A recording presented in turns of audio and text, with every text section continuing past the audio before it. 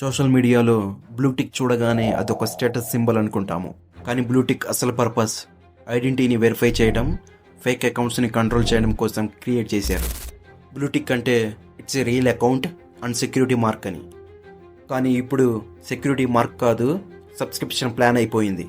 Meta, Insta, X alias Twitter ఇవన్నీ బ్లూటిక్ని paid ఫీచర్గా మార్చేశాయి. అంటే ఇప్పుడు రియల్ అయినా ఫేక్ అయినా మనీ పే చేస్తే టిక్ వచ్చేస్తుంది.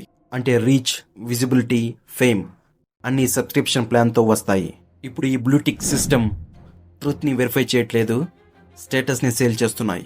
ఇక్కడితో సబ్స్క్రిప్షన్ ప్లాన్ అయిపోలేదు. అన్వెరిఫైడ్ అకౌంట్స్ అంటే బ్లూటిక్ లేని అకౌంట్స్ని అల్గారిథం రీచ్ కట్ చేసి విజిబిలిటీని తగ్గిస్తుంది. And that's the real twist.